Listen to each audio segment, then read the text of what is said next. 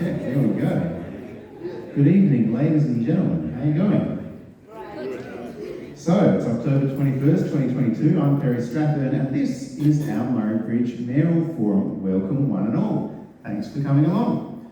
I'll start this evening by acknowledging that we're on Ngarrindjeri country. We acknowledge their elders past, present, and future. Thanks very much. All the usual housekeeping stuff. If you've been to the town hall before, you know that the toilets are out to the foyer and turn left if you need them. In case of an emergency, use the nearest door. Stay calm. Matt will tell us what to do. I'd like to acknowledge as well the rural city of Murray Bridge, who have given us the use of this venue for this evening. We're very grateful for that. I'll acknowledge the Meta Journalism Project and the Walkling Foundation, who gave Murray Bridge News some funding a little while back. Part of that funding has been for reporting on issues like housing and local government, as you've seen us do, and part of that was for putting on events as well. So we thank them for their support. And the other person I thought we'd acknowledge at the start of this evening is, of course, the man who's been our mayor for the last 8 years, Brenton Lewis. You know, I wouldn't feel right to move on to the next chapter without acknowledging how significant the last chapter has been, I guess. Brenton brought his mantra of proud, safe, progressive, and it really has permeated every part, I think, of the council and even of the community as well, through the initiatives he's organised and some of the physical works that we see around our communities now, especially over the last few years. So thank you very much, Brenton, for your contributions to the community, and I hope that he very much enjoys the next chapter of his life.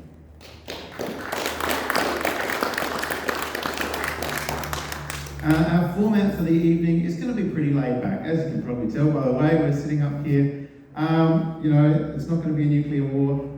We are going to basically spend most of the evening taking questions from you, the audience, our ratepayers, our voters. We'll see what kinds of issues you have in mind and what things you'd like to find out about our two mayoral candidates. I'll introduce them, of course. Sitting to my left, he's a farmer. He's been a CFS volunteer for many years, and he's been Murray Bridge's deputy mayor for the last 3 years. Please welcome Wayne Thorley. And sitting to my right, New Zealand's loss is Murray Bridge's gain, I think. Dawn Matthews is very well known in our community. Her op shop has helped so many people over the years. She's ferreting around behind the scenes at the Maori Church, at the rugby club, and everywhere else you care to imagine. Please welcome Dawn Matthews. So, as I said, our format is pretty open for this evening, but I thought I might give each candidate maybe a minute or so just to say how you've got to this point. Why are you running to be the next mayors of Murray Bridge? Now, Dawn, you're on top of the ballot paper, so I'll use that logic to say why don't you go first. You've got your mic to stare, I believe. Actually, I've got a big voice normally. I don't. Should be one. Hello. I suppose it would have to be that I wasn't happy where we were. We've actually got a rugby league program, and I was getting a little bit annoyed that the lights where we play and practice over at the cricket club, that it depended on when the greyhounds were running, so that we could actually see. So I thought instead of complaining about it, do something about it. And I thought the next best thing would be run for mayor and change a few things. Thanks very much, Dawn. What about yourself, Wayne? What prompted you to put your hand up to the big one? Well, I guess a little bit different in concept, in the fact that as a councillor, which I became 4 years ago, and that sort of was about some unhappiness about things not being done in our community outside of Murray Bridge. But since being on council, I think I've thrown myself into the role pretty heavily, and I'm very passionate about doing things. And what we just mentioned about Brenton with his mantra of proud, safe, progressive, I think it's a really good goal that fits into our vision for our community of thriving communities. And I think looking at things there, our council has worked really well over the last four years, and the relationship between the councillors has been terrific. And by that I mean we're not sycophants. We don't vote and together, and we do discuss things very strongly, and we come to a collective view. It's been a fantastic journey for me, and I felt that have someone who come from our council to stand up and have the opportunity to lead our council on again for the next term. So I think overall, I think it's about having this consistency of where we're going. Yeah, just a sense of continuity. Yes. Thanks very much. Well, I'm interested to hear what you folks think. We've got two mayoral candidates who haven't run for this office before, and perhaps you know one of them, both of them, perhaps you don't know either of them. I'd be interested to hear what each of you would like to ask our candidates. Up the back in the left-hand corner for you, right-hand corner for me, is my colleague Jane Intini. Jane's just started with Murray News this week, which is very exciting. She's our advertising and subscriptions coordinator, and she's going to be our roving reporter for this evening as well. She'll come around with the mic to anyone who'd like to ask a question. Jane can hang on to the mic and you can just say what you'd like to say. Is there anyone who's brave enough to go first?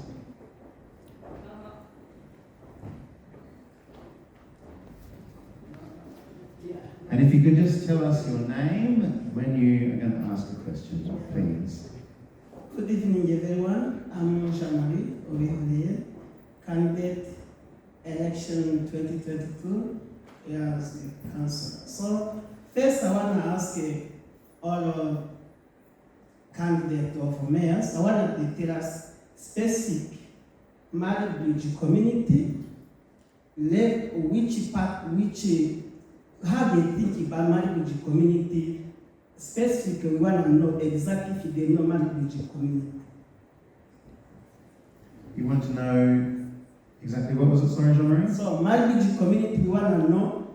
So, it means we have a level of community. Is it elders are higher or young are higher? So, we want to know exactly how they think about community for those levels. So it's a cultural question about who's running what and who's higher and lower in the order of things. Mm-hmm. What's the pecking order? Now, I mean, we have a number of community, elders and young generations. Mm-hmm. So, which higher level of young generation is the younger generation or the elders? We want to know that. Like which section of the community is a priority? Yeah. I guess what you're saying? So a priority for them, which is Yeah. higher for them, which priority for them if they became as the mayor of Maribridge Council. Thanks very much, Jean-Marie. Anyone jumping? I have to say that for me, it's always about family, and I can't separate that. And it has always been about the children, the teenagers, and the mums and dads. And of course, there's a lot of families that are mixed, and they're single, and there's all sorts of families. Before it used to be just a mum and dad, but now there are quite a few different ones that become mum and dads. So I'd like to say that my emphasis has always been on the family. And I think that for me, that will still be the case. I guess I probably have a different perspective. I think family is extremely important. And by that, I obviously must, because I've been married for 38 years and we've got two lovely boys which have grown up and visit us occasionally. So I think family is pretty strong. But I interpret Jean-Marie's comment as more about how did we treat people in our community. And I think really, regardless of your age, whether you're young or you're old, we treat them all equally and fairly, and we look at things on a needs basis, not necessarily on a grouping of people, but one of meeting the needs of the community itself and what the whole expectations of our community are. I think as a council, we've been doing that to a degree. We've introduced a number of projects over the last term, which have been about things for youth to do in our community. This means that we've actually had a significant upgrade in our aged care facility, which us, the council, one of the few councils actually runs. So we've taken that role very strongly to not pick winners, but to try and look after everyone. Does that answer your question, Jean-Marie? Thanks very much. Anyone? Who is next? The gentleman in the front row. Thank you. If you could just tell us your name. That should be pretty right, I think. Hey, Robert Roach, my name is. For both of you, I've got a question. First, I just want to disagree. When you said Dawn's in the background, I can tell you I've met Dawn and she's not in the background. And if if you was somewhere, I'm pretty sure she would be standing in front. So you got that one wrong. What my question is to both of you is, it's good to say what we've got in mind for the future. What I'd like to know is what do you contribute now in the community, you know, whether it's to do with suicide or homeless, whatever it is, I'm not sure. But I'd like to hear from both of you what you're already contributing, thanks. Just from each candidate, what they're doing already. Yeah. Yeah. Who should we go with? Okay, then sorry.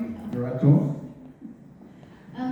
I suppose for me, that at the last elections, I actually ran against Brenton, but I was not eligible because they did not have my name on the electoral roll. But one of the things that I did while I was out there is that I visited people. And one of the things that came really clear, that a lot of people were lonely. A lot of people needed somewhere to go. So can I tell you, in the 4 years, I have been running a program from what people had said they needed. So it's called the shared table.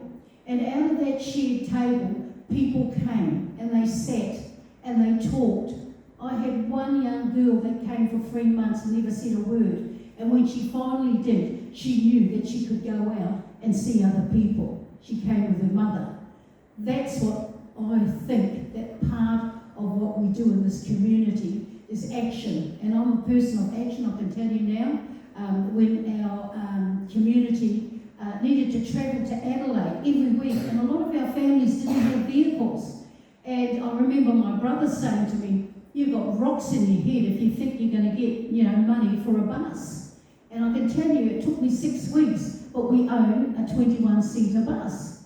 But then the program grew, and it grew. And for 2 years, we've had family programs up at the Oval every Wednesday. I feed and cater for up to 100 people, children, men and families.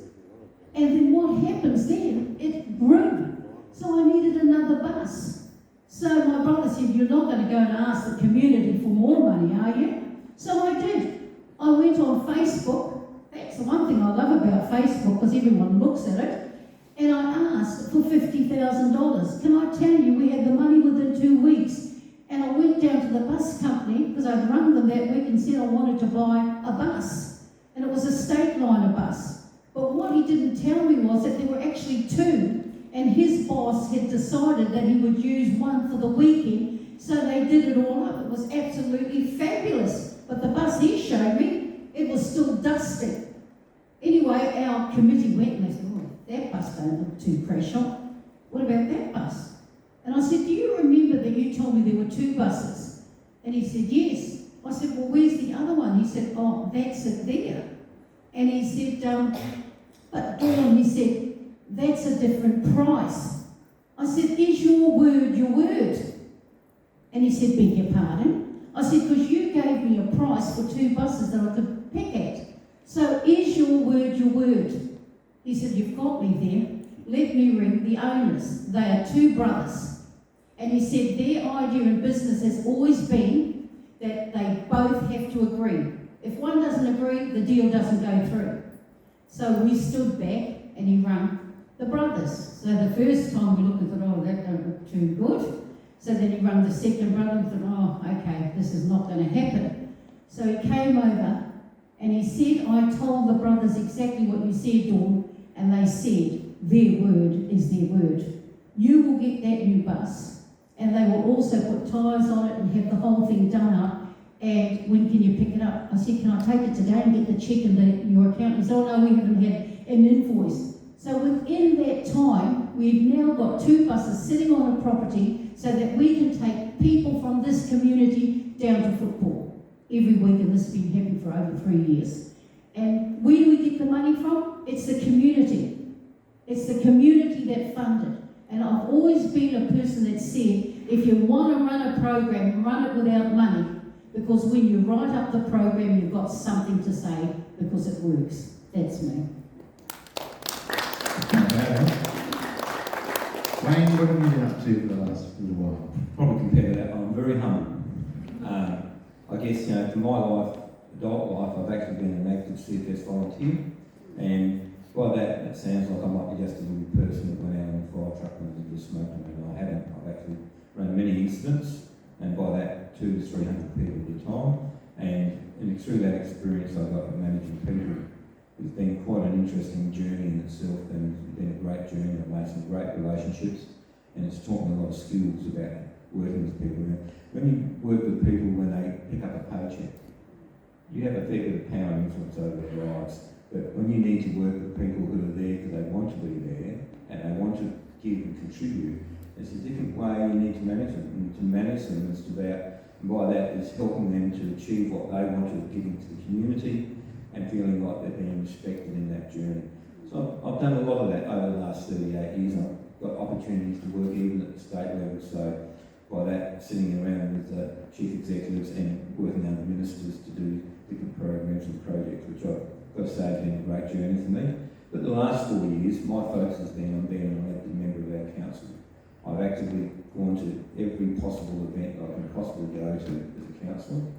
I've enjoyed the journey. I guess for me, I wouldn't ever said I've been a person interested in art very much, but I've been at every invited event in the regional art gallery here, and I've enjoyed the journey and understanding how people use art to express themselves and communicate, plus other charity things and so forth. So, while it's a different journey, it's a journey that I feel comfortable with, and I think like Simone would be just a little bit different, but it's the same outcome at the end. But thank you. Thanks, Brian. And thank you, Robert, for the question. Do we have any hands keen to go up? Got one at the back, and then down the front.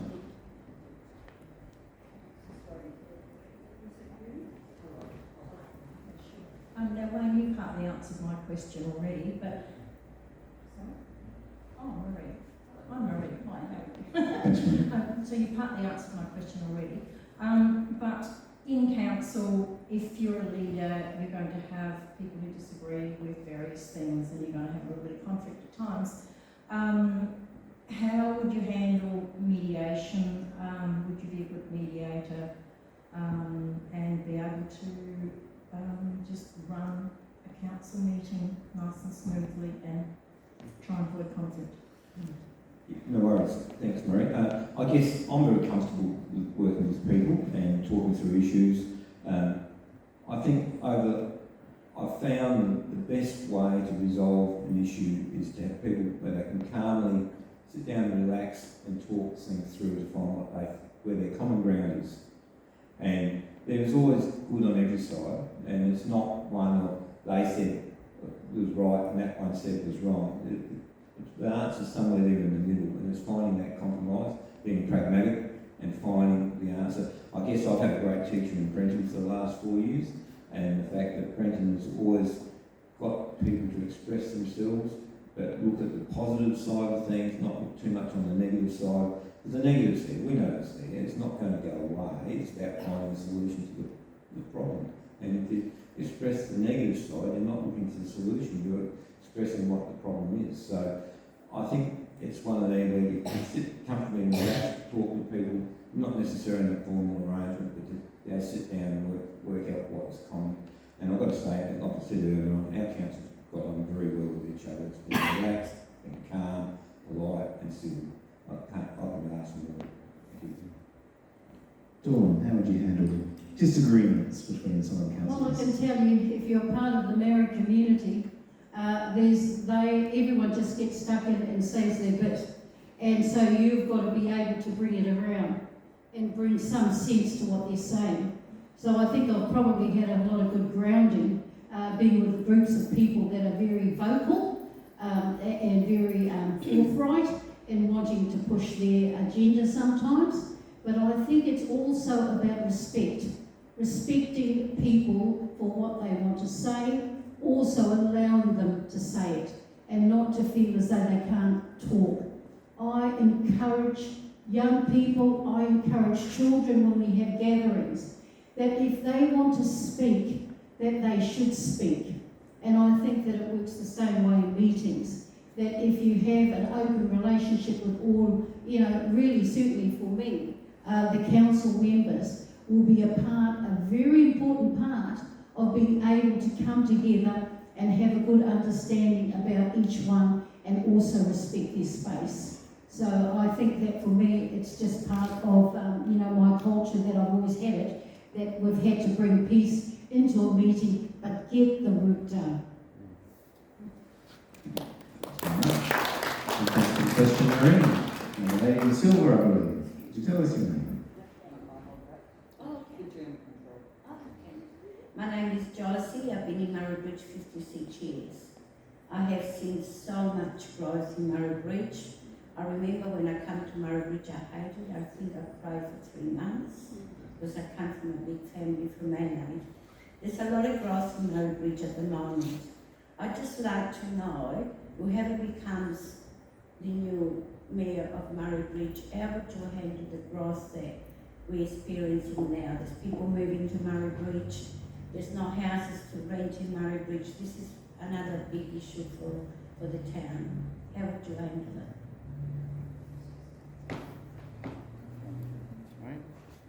Thank you, Josie. I guess growth is a good problem in some ways, because growth is about renewal in the community, and it's about being able to supply more and more services back to your community. Because everything we do has to be paid for, and one of the best ways to pay for it is through growth, because otherwise it comes through rates. And so I'd rather it be through growth. You made a comment about housing. We know there is a shortage of housing in Murray Bridge as a council, and forgive me for using my experiences on that, but I understand I have that confidence about what's going on. But we ran a forum here about 3 months ago with industry and the housing sector, and there was a fair bit of confidence that they could meet the great demands for housing, especially as Thomas Food's come online and so forth. And that's not about people buying houses, that's rental accommodation and so forth. So I feel comfortable that industry will find the accommodation for people as they need it, because ultimately it's about someone, without being rude, making $1. And if someone wants to make $1, they have to have workers. And if they have workers, they have to ensure they're looked after and have somewhere to rest and be good, be able to come to work the next day in a relaxed, positive frame of mind. So I think that's a positive thing. I don't necessarily think that that's council's role to do outside of that, of lobbying and engaging and bringing people together to actually find solutions to the problem. That's the question I was going to ask, is what's council's role? I think you hit that one on the head. Dawn, how would you go about it? Well, I think growth is fabulous because we're such a multicultural community. And I think I see even down our way, all over the place, there's lots of houses being built, and I know that there is a shortage for housing. But my thoughts are that the more houses that are built, the more rates you're going to get. So hopefully that might, bring some relief to some of us. But I think that growth is definitely a way forward. Employment, it creates other opportunities, and also with a lot of the programs that the council are already running, I must say, these are a really good group of programs that we just had one today because some of our community went. And I was just telling Wayne he had gone to the Wellbeing Expo, and I tell you what, the feedback from that was absolutely fabulous. And I know that there were 3 girls that we specially sent there because they were having problems, just finding, a facility that would be able to cope with some of their health issues. And they came back and they said that was great, and we're going to follow it up. And we've got, people that are quite open to help them. So I think growth is fabulous. To touch back to the question briefly, do you think there's a role for council in trying to solve this housing problem that we've got, or is that something that more depends on developers and state government and people like that? Well, I'll tell you what, I don't know if you know Joy Belush, but they had a similar problem up there, and she used to get up the state government and the federal government. So even though she was on the council, she'd tell them where to go. They'd fix up the houses that they've got. And I think that, council probably has a responsibility, and this is my own thought, to basically tell them to get up and giddy up. Because these houses in this town, and I tell you now, people know that there's lots of empty houses. And there's families. I've had families come to my home with their children in the car, and they've slept down at the reserve. I won't let them sleep down there, so I say, come in. But, I've only got the shared table, and I don't want people in a garage. But I certainly don't want them in a reserve either. And I think that your heart, you can't let people, and this is just me, I I cannot let children and women go down and sleep at the reserve.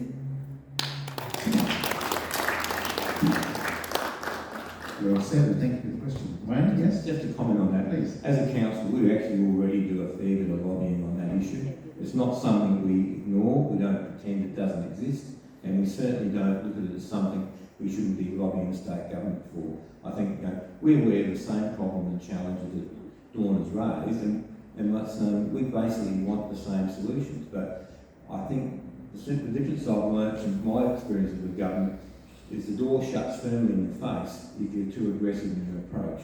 Ultimately it's about finding the solution with the government.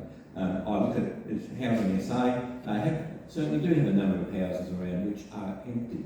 And the question you first ask, why are they empty? And they say, well, it's not suitable for accommodation. And you think, well, why is it being fixed? And we've raised that. Mayor Lewis has multiple times raised that. But ultimately, they're public servants and they will work at the speed that they wish to work at. So, but I look at it, there's a number of them. The Minister for, I think it's the Community Families, I think that's the name, Nat Cook, recently announced that 10 additional houses to be built for social housing. I think it's a positive thing. Whether it's a great solution or not, I don't know. But ultimately, the attention's being got. And we need to work on it and build on it. But the main ones we need for people who work here is to have housing built by industry to provide them with accommodation. So I'll leave it at that. Okay then, so I really am quite strong about this, because even though we say that, that council, we don't get into that stuff, one of the things that I protested was mainly because the way that NDIS was treating people. Now, I know a lot of people say, Dawn, why get involved? Why not? I sat there for the whole time of that they were campaigning, and I heard the horror stories of families that had been cut from their plans. Absolutely horror stories. And you can't not do nothing about it. You can't not do nothing about people sleeping under the bridge. That's the most, it's an eyesore. We need to be able to do something about it. I don't care if people are going to say, Dawn, it's not your business. It is. It's people. I'm getting the sense that people elected you certainly be a passionate advocate for Murray Bridge. Passion for people. That's good. Just in response to that, there's nothing wrong with being passionate, right?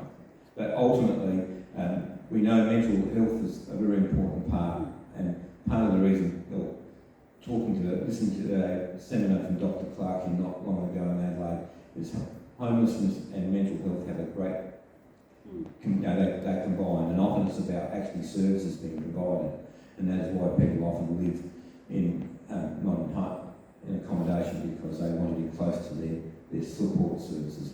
So I accept that, and I think yes, it'd be nice to be out there to do things, but there are numerous not-profit organisations that actually do a lot of that support work, and I appreciate Dawn's passionate about that. But ultimately, it's not for local government to get into that outside of being a lobbyist and then the IA stuff. Obviously that was not being supported because the government changed. If the government was doing a good job, it wouldn't have changed. So ultimately, that government's changed, and there's obviously going to be a different approach to it. But that's not for council to do. That is for the state and federal government, which are the beneficiaries and benefactors of that process. So I just wanted to make that pretty clear. It's not our job. It's obviously an important issue in our community, and perhaps one on which we've discovered some differences between our candidates. I know that because housing is such a big issue, I'm curious to kind of keep it open to the floor. Do we have anyone else who has any other questions about housing or related sort of issues? I can see Val and When it's about housing, I'm really concerned to know what both candidates are willing to do something about.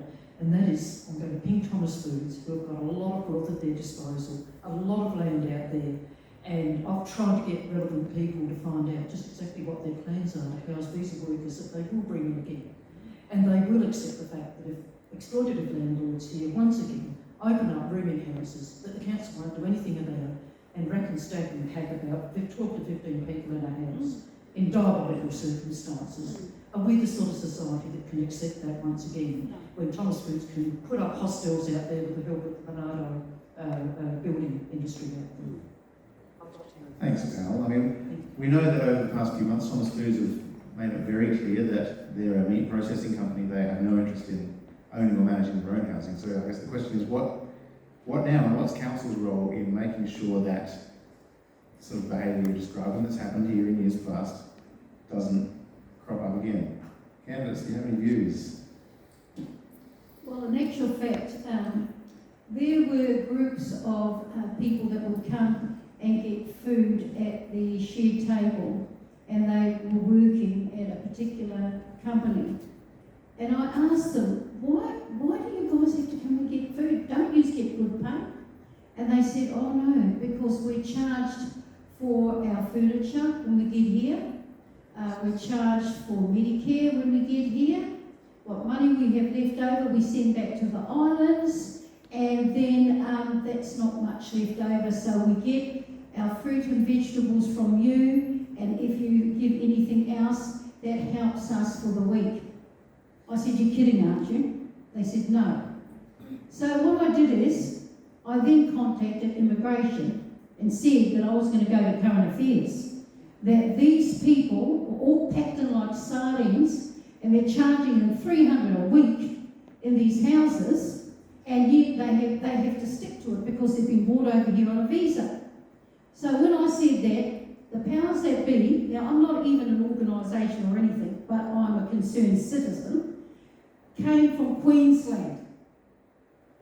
We had a meeting in our hall, and there were 60 workers that came, and a whole row of people that were to do with immigration and also the rest of them. So what it was decided that every person had a voice, and these guys told them what they were going through. So then what they did is they actually employed a worker to help them, because really what should happen is it should all be clear when they leave from where they've come from. But the problem is they're told different things, and by the time they get here, it is not what it seems. So at the moment, that particular group now are quite happy because they've got someone that shows them how to do the Medicare, and they get income tax back. They had them for 2 years. No one told them. So my question is that with the housing stuff, and you're talking about, we should, I definitely believe we should, and irrespective of anyone tells me that we can't, well, probably I'm not in the right job. That maybe I have to stay where I am so I can get some outcomes. I don't know. But I certainly don't like that we are not looking after people that need homes. Honestly. You cannot be touched, moved and inspired when you hear these stories. We have to do something. Sorry, Wayne. I go off on a tangent when it's about people who are being oppressed. What do you think council's role is? Well, I think we need to get back to council's role, right? Not the federal governments, not state governments, not Fair Work Australia, not Immigration Department. They're all there, and there's nothing wrong with being passionate and being a champion for people. That's a good thing. But this is about the council, the Rural City of Murray Bridge, and what its role and responsibilities. And I'll tell you, there's two things I hate the concept of, is rack, pack them and stack them. That's absolute rubbish. It is not that, we don't need to keep sardines here. Ultimately, people need to be treated with respect and dignity. And I expect the appropriate authorities, whether it's council through planning or through health inspectors, to actually report and action things like that. That's what we employ them for. That's their job. And if they're not doing that, then the community needs to tell the elected members they're not doing their job. And then we can take action. And when it comes to Thomas Foods and accommodation, Tom TFI basically said it's not their area of responsibility. They want their people to be housed, and if they're in rented accommodation, it needs to be through people who supply rented accommodation. Now, I'm probably very fearful if we went down the concept of having hostels on work sites. I don't think it allows the openness of people to see what goes on and how people are treated. I think it's actually better that they're actually away from work, to give them life experiences in our community as well. And that is about being able to spend time away from work, where if it's down by the river, just put your feet up and enjoy the ambience by being in the river, or whether doing your own shopping. And the concept of someone being charged by an employment agency the bulk of their monies, well, that's theft. Simple as that, theft. And I think, again, that's for the authorities to do the job. Councils have very limited role in these sorts of things. We have some planning responsibilities. You know, if you put 15 people in a house with one bathroom, it's not working. That's when, it just doesn't work. So ultimately, our officers need to be alert and aware of these things and actually make sure they actually do the job. And us as elected officials is about us ensuring they make sure they do their job. And I would if I'm in that role. Right? Thank you. As someone who's been on the council, obviously for a few years, do you know anything, I'm putting you on the spot, but do you know anything about how the system works, how someone would go about reporting a landlord or a property owner and stuff? Ring the front counter. Right? Ring the front counter and tell the person at that front counter that there's a problem somewhere. And I think they call it a service number, and always ask for a service number, regardless whether it's about the neighbour's dog that won't shut up, or whether it's about somebody's house where someone's got too many people in it, or it's any issue, or a pothole in the road. Always get a service number, because in a week or so nothing has happened. You've got you can verify that you've actually responded and called that back. And if you don't get a proper response, and I've heard sometimes responses which have been not appropriate, is that then you need to talk to, if I'm elected, me or my colleagues, the councillors, and we don't accept that very well at all. Our job is to ensure that our staff actually do the work that they're employed to do. And if that's about making sure that someone's racking and packing, that we send a health inspector around, or its name, to ensure that the facilities are adequate for the people living there, then we need to do it. And if it's not, we need to take further action. It's not one about walking away and looking the other way. You can't know unknown. There's no known unknowns. Once you know, you must act. Simple as that. Thanks very much. Do we have any other questions in this sort of neighbourhood? Robert? Yeah, it's Robert again. I've got a bit of a question and a query here, but with Thomas Foods, you were talking before about housing, and the council doesn't get involved in lobbying for housing, and that it's not their thing. And then you talked about planning. Did Maybridge Council have anything to do with the planning with Thomas Foods? Did they have to approve anything? Did they have to back anything? They did. Now, if they did, the housing is your issue. You created the housing problem by planning the Thomas Food, knowing that there was going to be 1,000 more people coming to the town. So I don't think it's a good thing to say that lobbying for housing is not the council's thing. It's left. That's what it seemed like you're saying. You're saying leave it up to the state. I'll let Wayne respond to that. But yeah, just respond. Get to the core of the question in a second. I hope I made myself clear. I did say that it was council's job to lobby for housing, right? And we created a forum that, brought industry together who construct housing, people who invest in housing, and Thomas Food and other industries. It's not just Thomas Foods. We have Costa Mushrooms out at Monarto, Sunpork out at Flagstaff Road. There's other businesses who need housing for workers as well. And we understand that part, but it's not our job to get into building housing. We're bringing people together to supply housing. Right? So we've done that bit on the Thomas Food development. That was what they call a Class 2 development. It was just solely about Thomas Food's abattoirs, and that came to council as a work package as their facility, which was approved by council. Right. So I guess it's no different to someone saying, I want to build a shop in the main street, right? An employer will say, I want to build this facility, and it's for someone else to worry about. But I guess Thomas Foods, I imagine, probably think, we don't care if people live in Nairn, or they live in Taylor Bend, or they live wherever they might live. our planning system took that sort of thing into account, wouldn't it?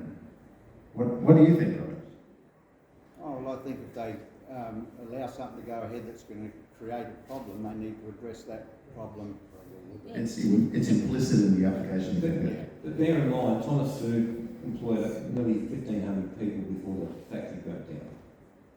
So really, they are only employing a similar number of people eventually. It started initially nowhere near that. They've already come out and said, I think it's 400 people initially when they start work in February, and they will not increase any numbers until they have the capacity to have their workforce living and working and being available to them. And that comes through the last business breakfast. So they've been out there and said this, that they'll only take incremental steps as they can ensure their workers are accommodated and looked after. Difference of opinion perhaps on that issue? That's allowed. That's allowed. Is there anyone else who has any other housing questions before we move on? We'll let you have one more, Josie. Thank you.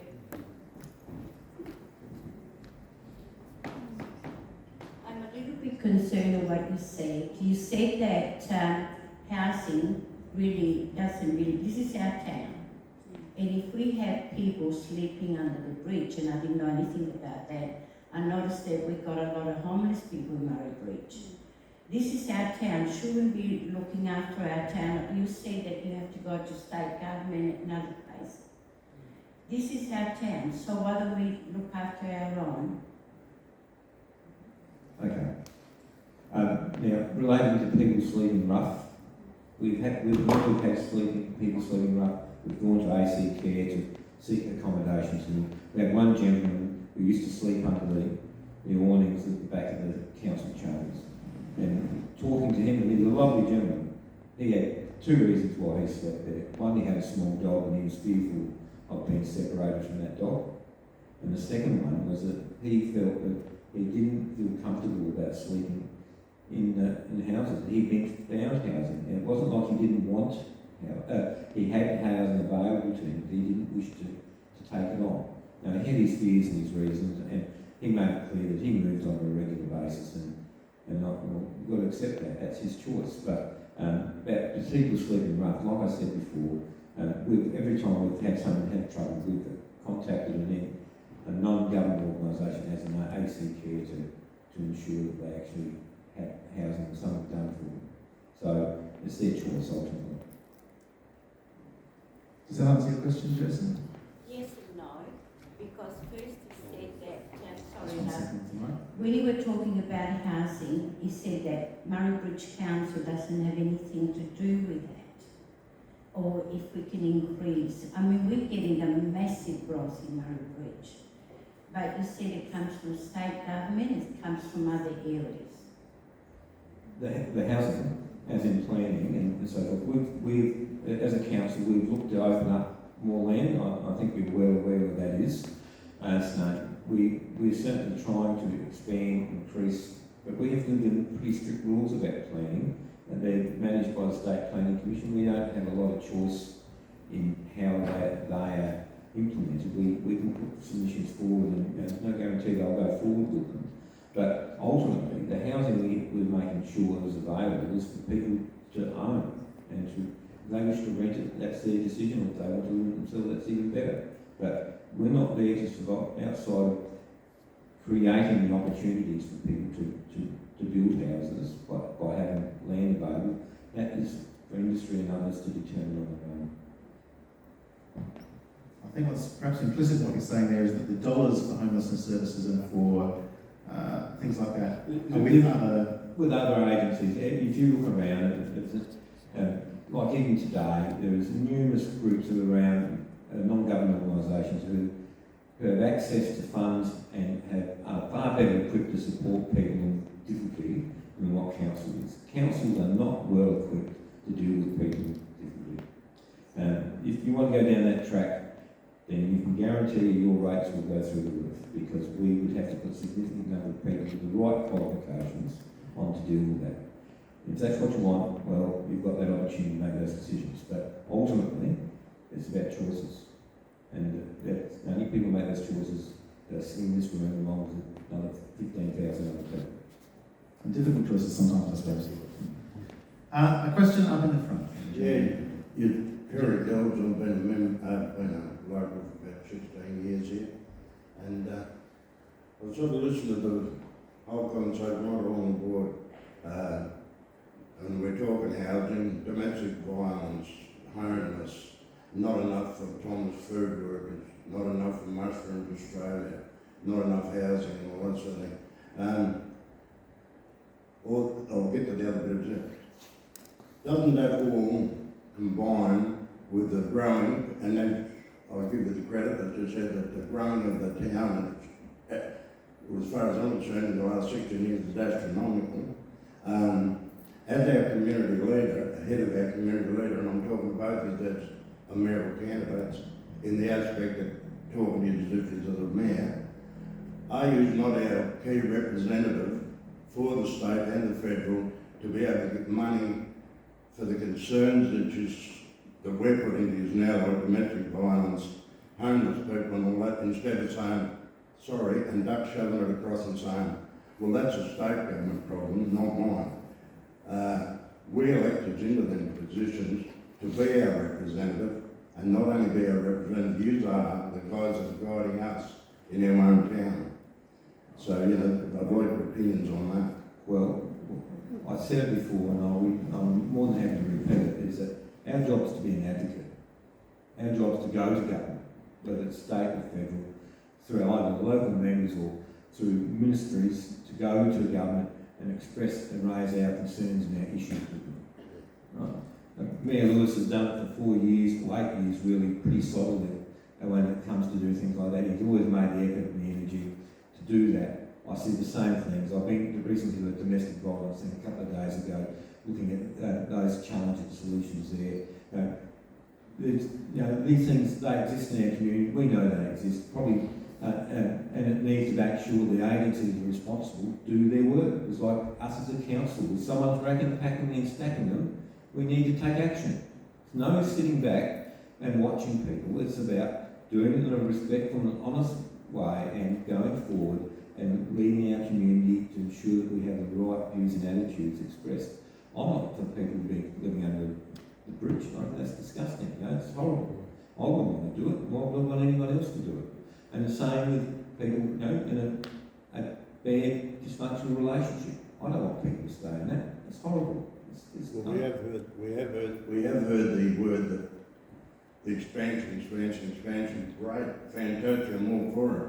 But we've also got to get our heads out of the sand about the situation we've got now, as I go back again to domestic violence, because if we don't start doing something about it as a community, we can't vote the state government, we can't vote the federal government, because they're just duck shoving it to each other. We all know how government parts work. I understand that, and I think again that's only going to be a bigger problem. Yeah, no, I think the issue is one of those which we seem to see more often because people are more open and more transparent about things and more honest about things now. Today, one of the guest speakers today is mental wellbeing thing today with a bloke called Chris Burns, I think, was it Chris? I remember Vicky was against that, I'm afraid. Yeah, sorry. That's no. And he's in charge of the Hutt Street organisation, and he talked about the need for community and what they need for well-being and how people feel.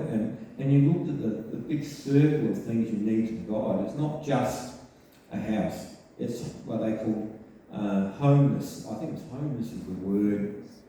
Ellie's going to... Homefulness, that's the word.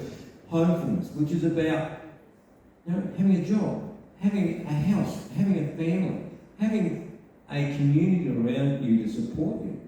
I think all those things, having a life which is not sitting home there just reflecting on something which is not very helpful.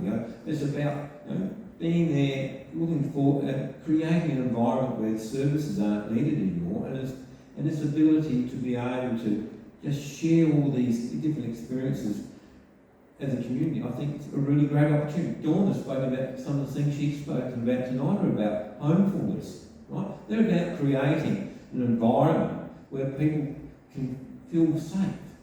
Our mayor's gone on for a long time about proud, safe, progressive. Pride is about having a place which looks good and you feel and you enjoy being, that's a job for us. You know, that's a council job. We want to make sure you feel good about living there too. Safe, you know, we do work on that. We work on making you feel safe where we can. So, you know, if you go for a walk, if you walk on a decent footpath, got plenty to do, lots to do. We've got more to do than we need to, but we have. No, that's part of feeling safe. You know, the fact that if someone's having an issue with domestic violence, there's a forum for us as a council. We can go off to Strathearn and say, hey, this is not happening. Why isn't your person responding in so many minutes to domestic violence issues or ignoring them? You know, why is your person not doing this? Right? We've got a forum for doing it and we use it and we do it. Right? It's the same as homelessness. We talk to the providers like AC Care. We go to them and we do talk to I them. think we need a buzzer for a time. Sorry, I'm full. No, I think. I will give Dawn an opportunity. I know you've been sitting patiently for a little bit, but do you have any thoughts on the same issue? And then we might move I do on. actually, and actually, Terry, you hit it on the head. We don't have to wait for state government. We don't have to wait for federal government, and we don't have to wait for the council. In actual fact, we the people, can do something about it. If you can get You two might buses. have a little granny flat at the back. That could be for someone. They could rent that out. You might have a piece of land that's sitting idle. That could be something. You see, we don't have to wait for someone else to do it. If we work as a community together, it's quite interesting what we can achieve. And I think that on my paper that I put out, it's got on the back, creating new possibilities. And you know what? It's really, all of you like to imagine, like to dream. That's what I like to do. I like to think that this town will, in the future, that we'll keep on building what we already have, and that the community will come together and build this. What would it look like? It might look like that we have enough housing for people. It might look like that people have got a spare home somewhere, and okay then, I might be able to rent it out. It might look like that the person down the road whose children seem to be screaming all the time, that I might go down and say, can I do something? You see, we can all do something. You don't have to wait for us, the council, to do. Whatever yous want, yous can do it. And I've always been of the mind, and the one thing that I've always stood by, and it is in our own language, it says, he tangata, he tangata, he tangata. And what it simply means, what is the greatest gift we have? It is people, it is people, it is people. Thanks very much, Dawn. If you could tell the audience your Don't give name. that person the mic, that's my husband, and I'll never put his name on my file. Yeah, kia ora koutou katoa, Dawn. Is there now, and I'm listening to all this discussion about different things that affect our community, is it now time for the council to maybe having a look at the mantra of social justice for all? And social justice for all in a community where the individuality of everything goes out the window, and now we talk about opportunities for the community. Because I know that institutions always work on the premise that the framework of what you do in a council is really being determined. And who determines the framework determines the outcome. It's that simple. You don't even need to do maths to work it out. But when it comes to certain issues at ground level that affect us, and we've heard of you tonight, I'm not going to repeat them, is it time now for us as a council to include in our mantra, or in our, maybe taking a different form and a different shape, about the issues now becoming one of social justice, which covers just about everything you're talking about here tonight. Yeah. And that's a different ballgame. And if you don't want to play there, you want to keep going down the same track, I can tell you he's going to lose. Because at the end of the day, social justice now is something, and we're not talking about the people on the bridge, we're talking about our farmers, we're talking about the whole community where everyone gets a better deal. And surely at the end of the day, that's all we want, so that our community can move forward. So that's my challenge to the council. Thank you. It'd be great to pick up one day and I see, oh, social justice, oh, wow. Thanks, Nigel. I'm sure that you and Dawn have had the opportunity to have a go at this issue over the dining table at some point, so I might actually throw it over to Wayne first. Do you think it's Brown Safe Progressive has been a really great kind of guiding principle for Mayoral Bridge for the last 8 years? Do you think it's time for us to come up with a new, not a tagline, but a new philosophy or a new focal point? Okay. Well, I think Proud Safe Progressive has been a good mantra for us. Over the next 12 months, Council has to actually do its next strategic plan. And that's where we actually go back to the community and talk about what the community wants and what it expects, right? That's where you make the decisions about what our strategic plan is. It's not about me, not about my colleagues going out and saying this is what our plan will be. It's about asking you what you want in it. And that will start very soon, probably in the next 6 months. Us saying our council will start that process to work over the next 12 months to do that plan. What you talked about is a much bigger thing than our council by a long way. And if you want involved in that, that's fine. That's your decision. And you have to work that one through yourselves.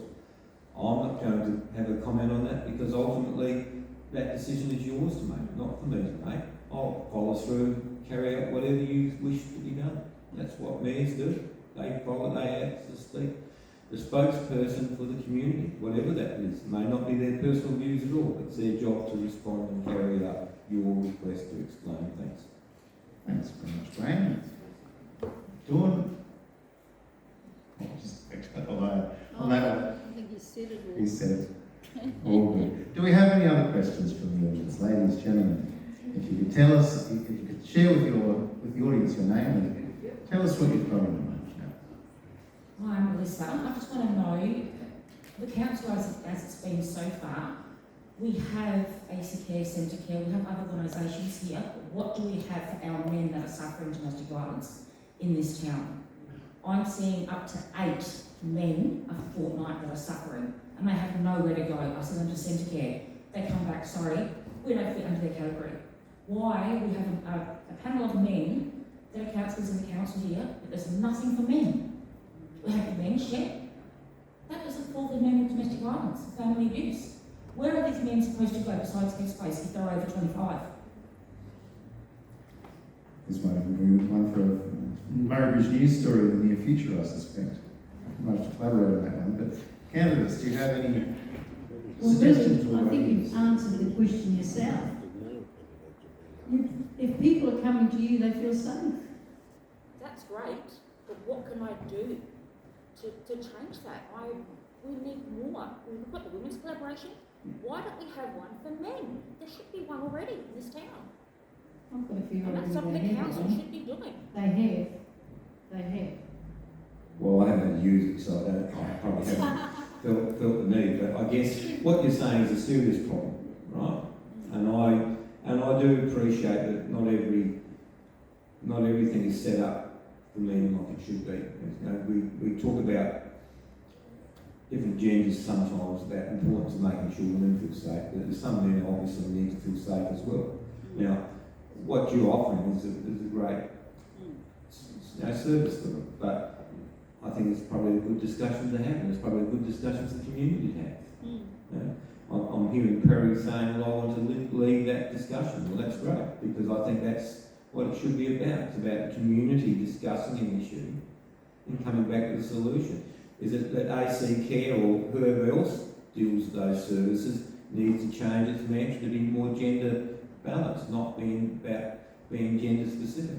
I think that's all part of what it is. And I guess, you know, once your new council's in place, if you want to use them as a lobby group, well, then you need to come along like we have other groups and express that. You may be you sitting on that round table there, listening to it and discussing it. I mean, there's sad reality is they're becoming homeless or they're taking their lives, and that's we're not hearing about that. We're hearing about road death, like the woman that died last night. 2 men committed suicide in Mayoral itself last night. We didn't hear anything about it. It's sad and it's disgusting. Millie, I know that they do have a really active men's group, and that's at Whaley's. And they have about 30 guys that go to that.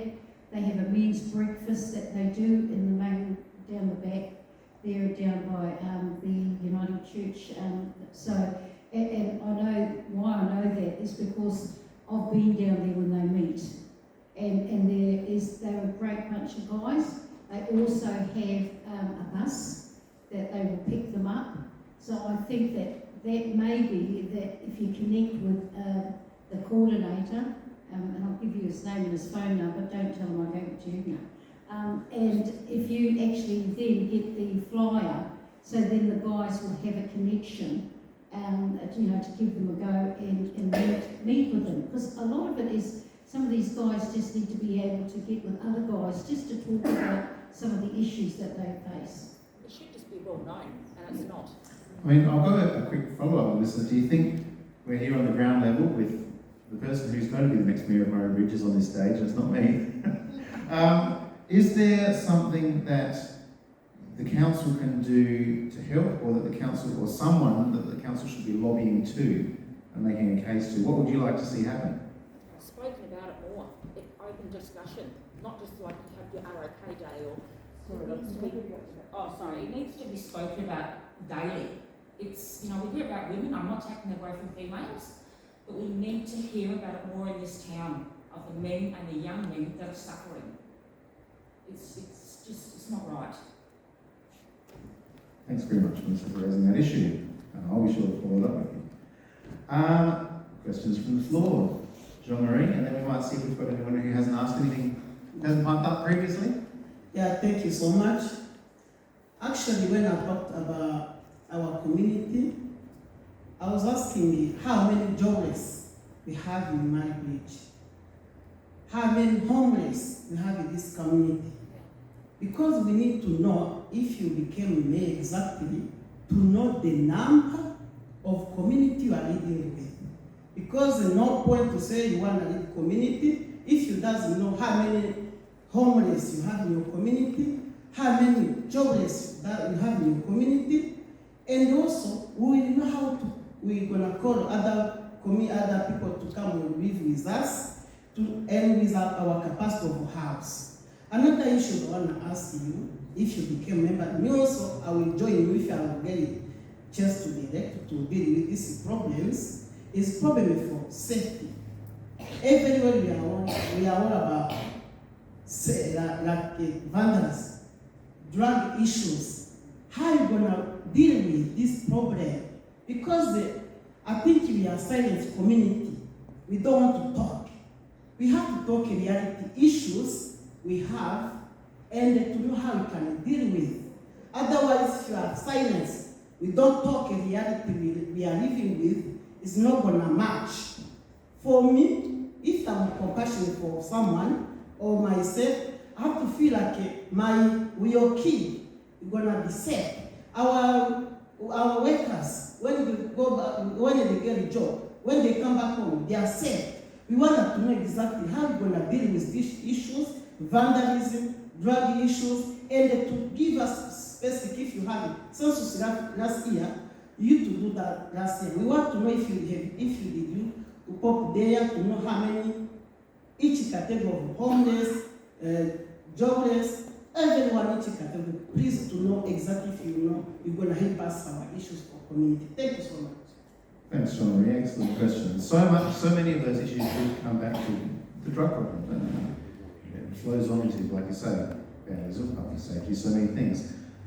Dawn, what do you think the council and you as mayor could do about it? I think one of the things that all the things that you're talking about, actually, that Brenton has actually been on a safety committee, and part of that is Mayoral Bridge Safety Committee. And part of that is to be able to identify some of those issues and look at better ways of being able to utilise the funds that are in all of those agencies. And I think that's a start. And I think that, you know, part of the funding that they get in each of the agencies, I tell you, it is very difficult to get funding. And now with, you know, with the government, everything now, it's all about outcomes. So I think that, you know, that there can be more done, but certainly I know that that committee, they do meet regularly and do talk about the issues that you've raised. Wayne. Yeah, thank you. And what Dawn just said about Marriage Safe, that is the forum that we use, especially about drugs and response to them. And we've seen a lot of bad press over the last 12 months of those issues, and quite frankly, they're all one side. I think Peri's article the other day was pretty well more balanced and gave good perspective to what the challenges are. Our problems are no greater than any other community. They're just exactly the same.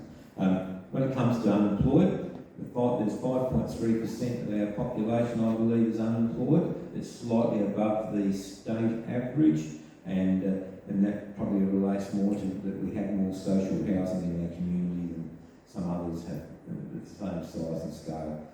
The people sleeping rough, I believe, and I'm not using couch surfing, I know that's a significant number, and I guess the good thing is for couch surfing, you've got a roof over your head. Mightn't be perfect, but you've got a roof over your head. Of the rough sleeping, I think it's substantially more than we often appreciate, and I think it's between 50 and 80, the rough sleep in our community. Right. So I'm not saying that's perfect, but I guess if we have some understanding what the problem is, at least then we've got some opportunity to try and fix it. I'll leave it at that. Does that answer your question, John? So I just we want to know exactly how they're gonna, the number of jobless and also homeless. Do you have a roughly number? I just told you that. Yeah, I think Wayne said. Okay, thank you. They said it's okay. I agree for that. I'll write it down. We need the safety, please, for this issue, for drug issues, safety, because there's a lot of vandalism in the place. We need more action. This silence, we need to be open each other, because we can't build our community if everyone is silent. You watch, look like that is not, meaning is not your problem. Thank you so much. Thanks, Sean Marie. Is there anyone in the audience who hasn't had an opportunity to ask a question just like? Who's maybe been sitting there and thinking about it? The gentleman in the green jacket. If you could share with the audience who you are and what your question is. My name is Brett Kennelwell. I have an open-ended question to both candidates. If you were elected to mayor, what is the power or authority bestowed upon a mayor that you would most look forward to exploiting or using? I actually went to a meeting and it was explained the role and responsibility of a mayor. And there's two sections, correct me if I'm wrong. One part is the CEO. He has in charge of the staff and the administration. And the mayor is there to support the members of the council and people from the community if they have any issues. So it's probably, Wayne, we're probably just pretty faces. I guess when you talk about it, is that the mayor's role is a diverse role. He can use words to be... they, I should say, rather than being gender specific. They have the responsibility of leading the community. Their job is to be the principal spokesman for the community and garner the knowledge of what's right and what's wrong in their community. That's their role, to meet and talk to people and on varying issues. And on top of that, their role as the mayor is also to chair council meetings, to go liaise between the elected members and the chief executive. In theory, we're not supposed to talk to people below the chief executive level because they are his responsibility. We're allowed to do some of it to a degree. It's not like it's a rigid rule or something. But it's about being the leader of the elected members and taking things forward. And they also have a role at the state level through local government association, developing policies and procedures which other local government areas may have in relation to an issue. So it's not one just of being in the council, it's about being part of a pyramid of leadership which goes forward to bring an issue to the state government. Ultimately, it's about being there to lobby on behalf of the community to help them get the issues resolved that they want resolved. It's not about down here, it's up there doing the work. Thank you, but is there one particular issue that maybe as a councillor you thought that maybe I can finally get this over the line if I was mayor? Is there one thing that you're looking forward to really championing as a mayor? Okay. I'm not going to try and fix every problem in this world, because I don't believe we can. I certainly hope that one day they will be, but I don't think we can. I've got to say, I'm thinking more locally.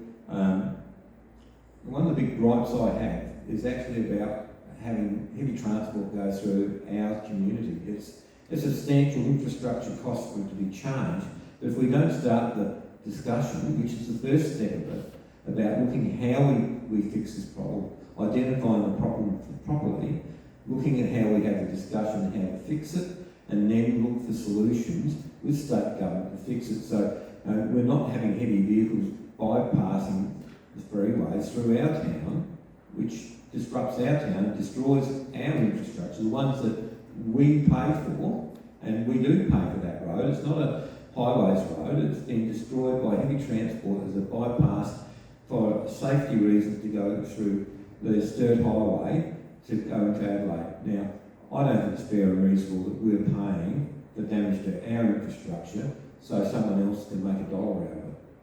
Ultimately, the state government needs to take responsibility for its own problems and resources. And I think that's the same as some of these other more serious issues which are being talked about.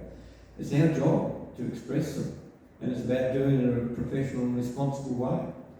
I'm comfortable about doing that, and I've done it before with other issues through my emergency services background, and I'm prepared to have a go again. There's nothing different from working in a council meeting. Just seek the knowledge, develop what the people want you to talk about, and then go forward with that issue. And I'll just leave it at that. I hope I've answered your question. Thank you. Dawn, is there a single issue that's burning at the top of your list? Yes, there is. I think that what I'm excited about is that the Oval, that we're actually having conversations with all the stakeholders. Is it the showgrounds Oval? At the showgrounds, which means the possibility of having new lights. Fantastic. The possibility of other stakeholders coming on board, and that would be a precedent for sports, that it would give and create other opportunities. And part of that would be looking at how we would also work, because part of our organisation is we probably have about 70% that are no injury. So it's working with that community that we can get the best outcomes for the community. Thanks very much, and thank you for the question. Can I have another one? We might just work our way around the room quickly, if that's all right. I was just wondering if either candidate has a view on how we can increase tourism to our beautiful town. Oh, tourists. I love tourism. And for me, I worked 5 years in the bridge, and when the ferry used to come in, everyone used to get off, and they used to walk up and down the street and they'd say, "Where's the cultural stuff?" That's where our tourism will just be, I'm dreaming now, and creating that possibility that we would be a mecca for the beautiful crafts, the dancing, and all the other stuff that we haven't, it's untouched. So that's that dream that I can see. Tourism. How can we get more tourists? I guess we've certainly put a lot of money into, I always feel like bad when I'm talking in the past, is about down at Stirrup Reserve, but you know, some of these have been really long legacies, which is, I know where your business is too now, it's named. Have been, and you've seen it for a long time. They're long legacies which have taken forever to do things, right? And I think over the last 6 years, we've really got on. Now, it's the council before, plus this council, worked out what we've got to do, make it a better place. So people actually want to go down and relax and enjoy the rivers. It's a beautiful spot, and we've actually created some, you know, interesting parts there. But it's not the tourism. I'm also thinking, which are the ones which we don't necessarily think about, like the skate park. That's a great facility. The number of kids I've seen there, all sorts of hours, and I know they come from the hills to bring their kids down to actually utilise it. The same with our swimming pool. You know, we've got the only Olympic-sized swimming pool on this side of the Adelaide Hills, and the people from the hills actually too, they come down here to use it because it's such a great facility. You know, council spent over $1 million getting it so it's heated, so it can be utilised longer. So they're the sorts of things I see as great tourism. Dawn touched about the showgrounds over there. The council's about to build a new basketball stadium. Probably not quite what everyone wants. June, they're ready to go away. And ultimately, that's again about tourism. We have, I think they have 2 basketball competitions. Not competitions, but carnivals there, which bring huge numbers of kids from all over. So they not just stay here, they play, they enjoy, they utilise our resources, yes, but they bring money and it's spent here. Same with Peri, you know, 4,000 people down there the other week, you know, enjoying the atmosphere and the environment there. And Dawn's right on other things there. I know there's a bloke here very passionate about cycling and the need for a special criterion track for cycling off-road. They're all the same things. They're great things, and they bring people here. And they bring people here for the right reasons, to enjoy and to be part of our community. And it lets our own community partake as well. So, yeah, I think it's a lot of good things. All right. All good. I've actually got a question, if you wouldn't mind me asking. We'll take a question from Jane and Tina, my colleague. I only moved to Mayoral 4 months ago, so I'm sort of working out where everything is and how it works. I'm not a sports dude. Like, I really couldn't give about football, cycling, basketball, or anything else. I love it, people love it, they get involved in it. I'm not anti it, but it's not for me. Now, there's a lot of people I know in any community who really couldn't give a flying fox about all those things. What else is council doing? I'd like to hear from both of you. As mayors leading a forward progressive council, what other things are you trying to bring into the community for people like me who are not interested in going and watching sport or being a part of it? What are you looking for? Well, there's huge amounts of things in the world that can happen in any community that doesn't involve a ball.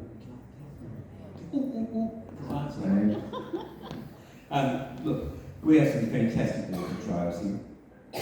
They're absolutely fantastic. I know mountain biking, Kinchina, which is on the back of White Hill, has a huge number of people go through it. It's not the only one. We have the Lavender Trail, which starts here and goes, for those who like to do long distance trekking, it's a fantastic trail. You start along the river. We've been working on another one called the Coorong to Cadell Trail, which is along the river's edge.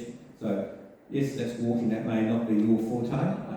Walking, great, so do I. It's fantastic. Now you can go to murraybridge.news, click on that little walk / ride thing up the top. Absolutely, fantastic. It's those sorts of things. Like I said, highlighted before, the skate park. We're looking to bring a BMX track into here. So, sorry, this is all sporty, exercise sporty, which is great. So I'm looking for completely other opportunities. We have a wonderful regional art gallery here, right? There's no physical activity required. Right? It's absolutely fantastic. I know a young lady who's got an exhibition that's in the room tonight, and I'm looking forward to seeing her presentation here. But I've never been an art person until I've become a councillor. You know, my consistency of art is drawing stick people. I'm not, and even then I'm just stuck up. So ultimately, I find this has been one of the most culturally illuminating things for me in our town. It's a fantastic gallery, and people again will come from a great deal of distance to be involved in it. It's a great thing, and outside of that, we've got a new pub. If you'd like to sit down and have a coffee or glass of beer or cider or whatever. So, yeah, it's all these great. And you can always go on the walking trail that starts at the Roundhouse, yes, council. and the roundhouse. You've got the roundhouse. Sorry. You're right. Well, Dawn, Wayne, That's got to be exciting. is there anything we're missing in Murray? What do we need? Monorail. Monorail. Built by Kenwell. I'll take that as a comment. We might move on if we can. Do we have any other audience members who haven't had a chance to ask something just yet? The gentleman in the check shirt. You can tell us your name. Yeah, my name's Dave Dennison. I'm from Rockley. I'm a founding and funding member of Rockley Progress Association and president of the CFS support group and involved in the church. I'd like to know what you're going to do for the rural communities. We basically get rubbish collection and recycling collection, which is great, you know, good job, respect for people, but our roads are the rubbish. Our roads, we have to be on the council all the time. They come along, they skim it, 3 days later it needs doing again. There's a big washout, it's been there like 30 months now, it's got, you know, cones there, dividing it off, safety issue, hasn't been touched. You know, someone goes over that bank, you know, they're dead. So we feel we're the cash cow, you know, we come here and see all this fancy stuff, the Sturt Reserve and the Wharf Precinct and all that sort of stuff. There's no good to us out there. We're 25 or 30 k's from being able to use that stuff. So what would happen, what would you do for the rural communities that have got nothing? We've got nothing. We've got a counterpower church, we don't have any ovals, any halls or anything. Everything we provide, we've got to do it ourselves. So Thank you for that that's my question. Excellent question. Candidates? Well, can I say I've been to your church and it's fabulous. You do a great job of it. But certainly, I think what you're saying, I've heard it from a couple of other towns. You know, they've said that they pay exorbitant rates. They don't see too much of the council coming around, and if you're going to change it, well, we'll pick you. And I said, well, no, I don't think I can because it's something that's already sorted out ahead of my time. But Wayne might be able to tell me, is there an allocation for each of these little towns? What council does, it actually allocates a percentage of money towards some of our smaller towns, and at the moment that focus has been on Monarto and Wellington. Wellington is one of the reasons I want to highlight Wellington is they have a very structured progress association. Now I know, Dave, where you're to, that's a bit challenging because you've not only got your own community to work with, you've got, I think, 3 other councils in that area that, sort of like the Gaza Strip was always known when I was played fireman because everyone knew where it was, no one wanted to own it, but like some they all knew they had some responsibility for it. So I guess it's a real challenging place to find things, but that's not an unreasonable thing for you to expect or demand. Now, the roads be maintained properly. Again, I'd really love to know about them if they're not being maintained properly. We get a list of roads every year which they're going to do re-sheeting on, and I'll be honest, that's very unlikely you get a sealed road out there for the obvious reasons. That's known, the usage is minimal compared to some others, and there's a lot to do. But I think they can be maintained. I saw the washouts you're talking about, and they've been there a long time. And I don't live out there, but I do make sure I drive around there from time to time to see things, and I'm quite surprised that they haven't fixed that yet. I live out in the country, and I pay rates, and I probably scratch my head sometimes what I actually get for my rates. But ultimately, as we all know, when you live in an area outside of the centre, you ultimately support the bits which are in a more centralised spot, which still have the opportunity to use. The CEO often makes the point there's a brave council ever closes a library or sells a swimming pool, and he's dead right because they're still in a central spot for everyone outside who can use those if they wish to. And that's an important thing, and I think what you're saying is dead right. You need to see value for your money. I understand that. Can I respond to that? Yeah. Dave, I'll just let Jane bring the mic around. Yeah, you said, we never see a sealed road and that's probably not what we're looking for, but the expansion out there has been mammoth lately, so you've basically got about 3,000 acres that is now in individual ownership, not held by 1 or 2 landowners, and there's new houses all the time. So the growth is huge. You know, every few months there's a new house out there. So, you know, when I was out there 20 years ago, I could sit out the road and wait for a rocket truck and I wouldn't see a car for 2 hours. Now it's, you know, there's cars just... Is there, can I ask the question, is there a role for councillors and for the mayor to advocate in all this, or is it just the number crunchers get their way? It's the council's role and responsibility. It's our bread and butter. It's one of the 3 R's, right? So it means it's going to get done. It's the 3 R's. 4 R's. Rates, roads, rubbish and recreation facilities. They're the basics of what councils need to look after. And the road's not safe to be there. We should make it safe to be usable. We've worked on, and just on the planning side of things and housing, you can see it slowly creeping out of the Adelaide Hills, particularly in Rockley and Monarto and Carlton, more so than elsewhere. But there's people moving out. They want space. They want privacy. They want to be able to have a space for the kid to have kids, I should say, children. Otherwise, I'll be told off again. That's how they have a pony or a motorbike. Or a couple might have a large dog which needs a bit of space. You know, we understand that's going to happen, and we can't stop that. But we need to make sure we supply the services for it, and that's what council should be doing. Right? More people, more rates money, more responsibility to make sure things happen. Thanks very much. So I take it you'll be visiting one of us. If that road's not done. Yeah, well, I mean, we realise we're the last frontier, and probably, you know, that's the way we like it. But I don't want to be driving down the road and hitting a bump that's so severe that my bloody car changes direction. And I was the first person on the road after Summit Bonding Road was graded just the other day, and it was still crap. It was just skimming, filling the holes with a bit of rubble. It'll last a couple of days. I'll give you a hint. I'll be phoning someone tomorrow. But by its name, I can't guarantee it will be fixed. But ultimately, if the road's not safe to use, it's not safe to use, and it should be fixed. That's no matter what road it is, it needs to be safe to use. And then to add to it, you know, i.e. tomorrow, there's a rally out there destroying our roads. So really, you know, we're feeling a little bit sort of on the outer. Thanks for providing that perspective, Dave. Really appreciate it. I think very important to remember our wonderful rural communities. We've got some great ones around this district, some really good ones.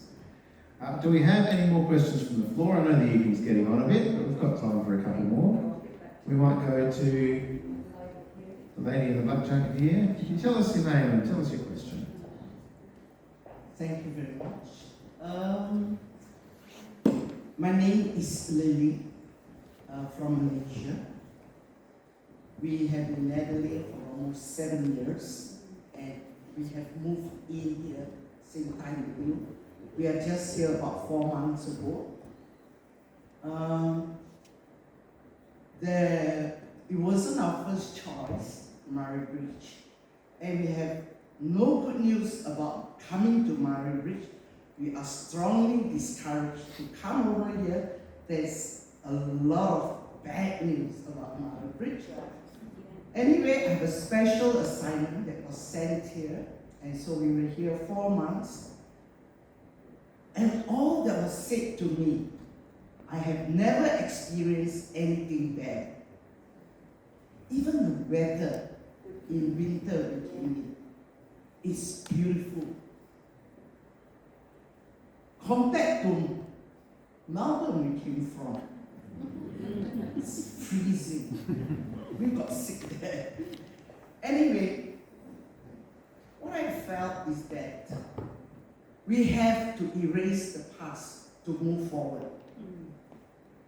And I'm not sure whether I'm talking to the mayors, or was it there's another higher authority that is controlling us to move forward? What would we see Murray Bridge to be known in the future? not drug addicts, and you name it, we have all the names. But being a Singaporean, which I know more, coming from a tourist kind of an island, a little small island, and they make their name top in the world. The river in Singapore River is a tourist place. Yeah, Singaporeans spend their night there. After a week of hard work, spend 2 nights there to just have a night by the river, take a boat ride, maybe just 3 hours back and forth, and then stop somewhere, go to a restaurant, shopping area, buy whatever stuff. But relaxation for these Singaporeans in a very small island. You can't go anywhere far. But I see Murray Bridge with an airport. All over Australia can fly domestic flight. Yes.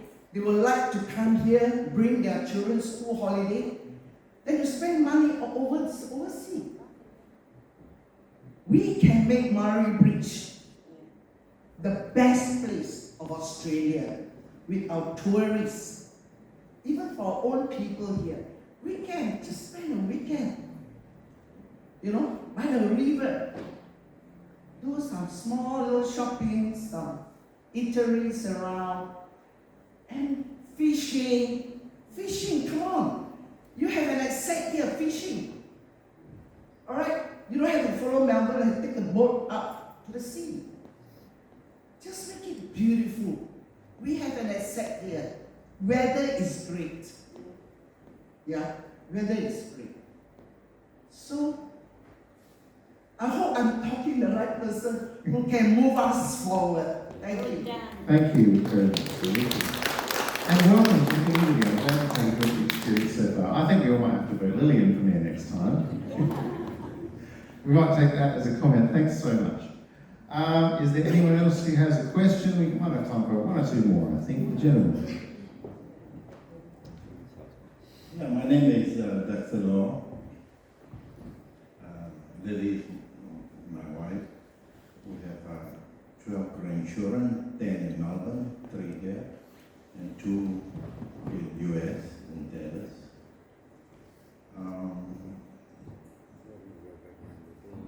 Do you have a question for our candidates? My question is this. Do you, as a mayor, do you have a vision to bring this city to the next level?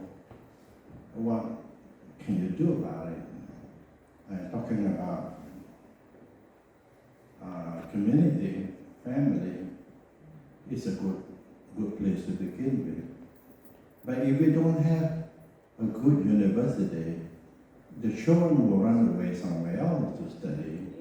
You don't have good investment to bring some of the best things here, like space agency or research centers and innovations and technology. They may go somewhere else. So family will be divided. If you can have all those things, investors will come in, and then there'll be a tremendous development, and they can eradicate poverty, at the same time bring family together. 3 generations can come together in oneness because they can work, they can study, nice place to live. So the question is, how can we get from the good Murray Bridge we've got to this great Murray Bridge we'll have in the future? What's the medium-term vision, candidates? Wayne? Go on. Well, I think for me, it has always been about investing in people. And if we invest in people, all those things that we're looking at, that's part of that dreaming, that part of imagining that what will we look like in another 4 years or in another 8 years. That all of those things that you're talking about, those are the things I think that everyone wants. And I think if we all work together, that we can achieve. Well, I guess I'm really glad you asked those questions. You have really good residents. I'm glad you're here. I'm glad you're going to stay for a while. I guess I talked before about councils all over the state have to have strategic plans, and I said that before. We're about to go in that process of developing our next strategic plan, and the people who will determine that, whether it's social justice issues or whether it's any other issues, are the people who are likely sitting in this room. You're the ones that are going to set the direction we need to be focusing on. And we'll go through that process, and we will listen, and we'll certainly try and set that direction. Our current vision for Murray Bridge is thriving communities, because there's more than Murray Bridge. There's Brockley, there's Jervois, there's Wellington, there's Monteith, there's Michael, but they're not going to get that one, I'll be in trouble, I know, that's right? So there's all these other smaller communities, and it was once said, they're like the pearls on a string of pearls. They're very valuable. So I guess all those communities need to be brought into account in their thoughts and views as well. So it's going to be about that. And it's going to be about what you people think about development in Murray Bridge into the future. I know we need to plan for a little bit larger Murray Bridge, because if we don't, our rates will kill us. Because the only way we manage our rates is through growth. And that's because our costs keep going up a certain percentage every year, and the only way we keep it under control is by expanding the pool of people who pay for it. Something we need to always be mindful of, that we don't want to throw the baby out with the bathwater. We want it to be what you want, not what I want, not what Dawn wants, it's what you want. And I think that's really important, and you need to be able to express that. If you want, as someone said before, a monorail to Adelaide, well, then you need to tell us that. But if you want us to make sure we have a really good living environment, like Lily just talked about, where we can enjoy that ambience of our community and grow it in a way that everyone else can enjoy it, then you need to tell us that, because we need to get the right people on the job to start thinking about how we're going to do it. It might not necessarily be me or my colleagues, it'll be us finding the right people, the right ideas and visions to do what you want us to do. And you got the good thing about being in democracy, if we don't do the job in 4 years' time, you can kick us out. Tell us to bugger off. And that's saying, so you've got a really good opportunity to be in control and influence us all. And I think that'll be really good. Can I just ask something? How hard would it be to have a university in Murray Bridge? A university in Murray Bridge is a I've lost question. 2 children at the age from high school that both went to Adelaide, and the gentleman said we lose our children to Adelaide. We'll do this one very quickly. Yeah. Well, I too have lost 2 children to Adelaide. Right? I should have put a piece of string on them and let them go with a bit of string on so I knew where to find them afterwards. But we found them eventually after they've enjoyed their lives and hopefully learned a bit and got jobs. But one of the things the council does do at the moment, we've got a federal fund to run what we call the Murray Bridge Study Hub. And that is about enabling people to able to live and study here in Murray Bridge without actually going to Adelaide. It's run by the University of Western Queensland, and Charles Darwin of Northern Territory also involved in it. And it's about giving opportunities for people to be able to access all the benefits of going to university using technology without actually going there. I know what you're saying, your children move, you miss them. I miss my boys. And I think this is a way, especially people who may not be able to afford their children to be living in their own accommodation, to let their children get ahead. So the best way to get anyone ahead in life is through education. I've seen that on my own. I have my own professional son, mechanical engineer, so I've got my expert who can come and tell me what I'm doing wrong, also an agricultural scientist as well. So it's pretty good. I'm the dumb one in the family. So it's really good, and I think it's important that people have that access.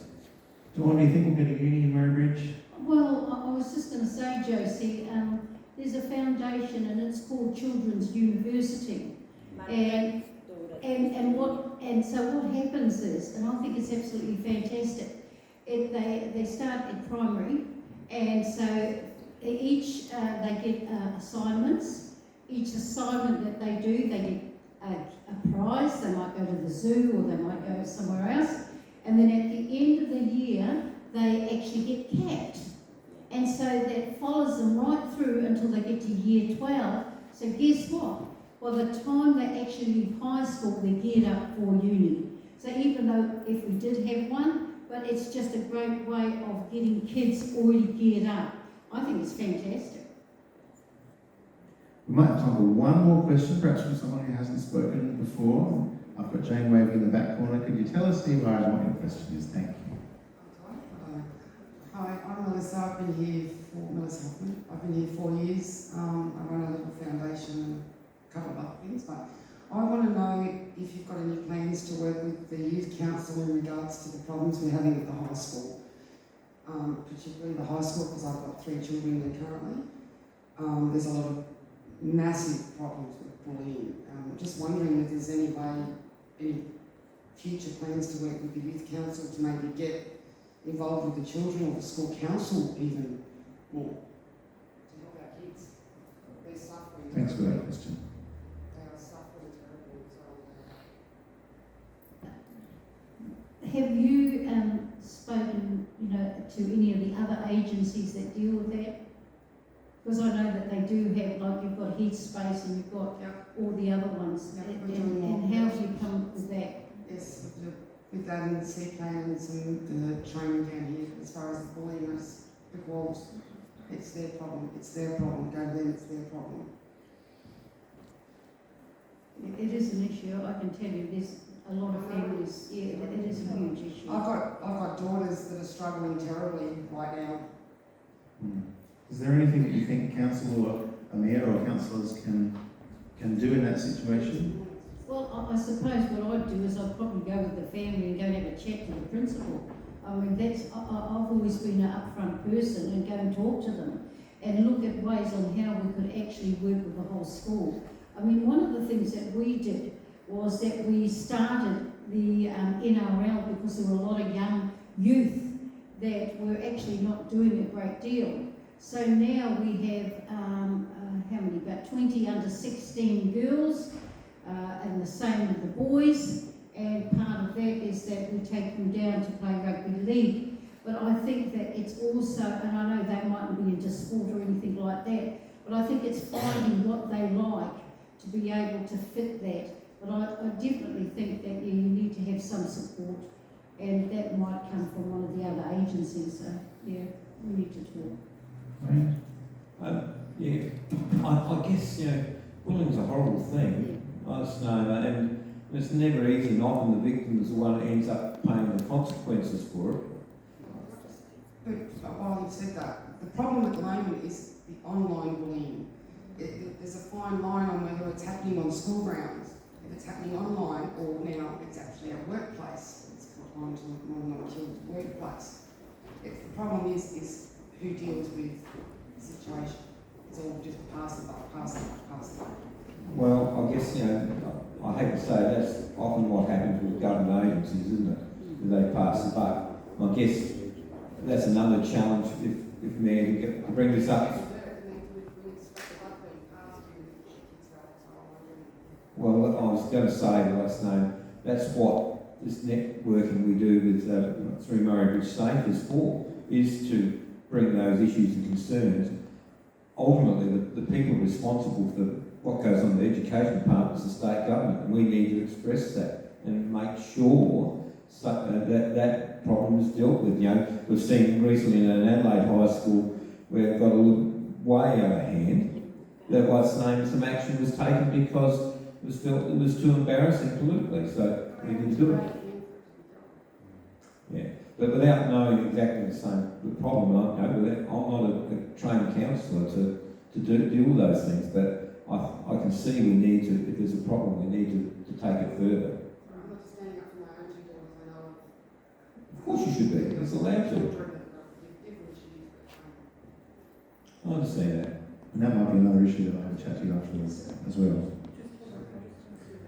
I think, Fred, that we might just about out of time. I think unless it's going to be one for a very quick answer. Perhaps something you can talk with the candidates about after the after the evening, if that's all right. I just want to add something to that discussion. Thanks, Brad. I actually sit on the Mayor's Safety Committee, and I have done for 8 years with the Mayor. We actually have the principles of unity and the high school attend those meetings, and I think the prospective mayors should be writing that in their book now, so that it's something for the new year that can come up at the next safety committee meeting. Yeah.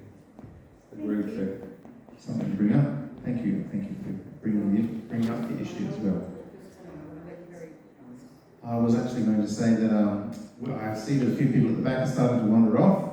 A few people might be starting to nod off, so we probably do have to bring this evening to a close. I know that both councils have their contact details available on the ECSA website. You can look them up, you can have a chat, and I'm sure they'd love to hear from you.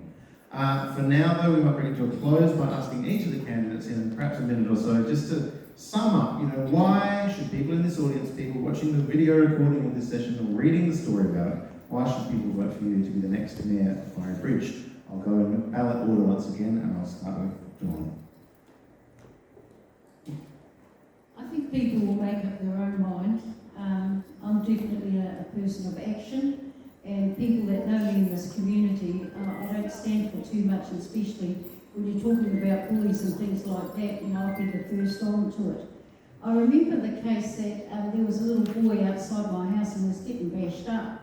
Anyway, I went outside the gates and pulled all these other kids off him, and underneath there was a blonde-headed, blue-eyed little child. And I said to him, "How come they're beating you up?" "Oh," he says, "I get beaten up every morning when I go to school." I said, "That's not right. Come on, let's go. I'll take you down to the principal's office and we'll have a chat with him and see why, you keep on getting beaten up." So I went down there, and my children at the time, I had 4 at that primary school, so I hauled my lot out and said, "Right, you see this little boy here? Yous will be looking after him." "Oh, what? Nobody talks to him. They're the Hardys." And I said, "Well, guess what? Yous will be, and you'll be watching him as if he's your brother." So anyway, I never thought anything of it, and the kids just went off. About 3 weeks later, there was a knock on the door, and there standing at the door was a social worker and this blue-eyed, blonde-headed child. And he said, "Auntie Dawn!" And she looked at me, and he said, "See, I told you I had auntie." And that little boy, they asked me, "Dawn, all the family's been split up, and we haven't got a home for him to go to." But he said, "I've got an auntie." We didn't believe him. That's why we came here. Would you be interested in looking after him just for a couple of nights till we can find a placement for him? Not a problem. 6 years later, that little boy is now grown up, and he's my blonde-haired, blue-eyed boy. Someone said to me the other day, "Dawn, is there a typing error on the number of children that you have on your paper?" I said, "No." I said, "I have been asked many times, have I had more than one husband? Do you have TV? How do you feed them all?" Well, I can tell you, not a problem. So, if I was given the task to look after this town and the people in it, I wouldn't have a problem. Thank you, Joanne. Yeah, why should people vote for you to be the next mayor? I'm more focused on our community, as in a broad community, but not necessarily about the social welfare issues. I believe they're there, and they are certainly for people to be responsible for. I'm not like Dawn. I've not knocked on doors and got people to make me into a carer for lost children. I'm here to back services and facilities and looking after our community, what councils are supposed to do, which are about making sure we supply services, the services you pay for. Make sure we're focused on those issues, making sure we do them for value and we're responsible in what we do, and you get the things you need. I've spoke about looking to lobby for a heavy freight bypass. I think we need that in our community. I think we need more footpaths in our community. That's something I need to lobby my colleagues to think about in our next business plan. I think I've had experience by being a deputy mayor for 3 years. I've been understanding how the system works. So they're the things I've focused on, is how we work within the system we have. I'm not being trying to be altruistic. I'm here to do the job at hand and work hard at what I think you need me to do. So I'll leave it at that. I've always been approachable. I'm open, honest. I tell you what I'm thinking. I'm not going to lie to you. If it's not right, well, you can challenge me and we'll have a great discussion. Feel about a glass of red wine, but I'm sure that can be arranged if you wanted it. So thank you for your time. Thanks for making sure the bail tonight, and good luck with the work. Thank you very much, Graham. And thank you, ladies and gentlemen, for coming along this evening and coming out in person and having listened to our mayoral candidates. I'll say thank you to Matt up in the box and to the Rural City for looking after us this evening. Thanks very much. And I will say thank you to our candidates, Wayne Thorley, Dawn Matthews. Thanks, Peri.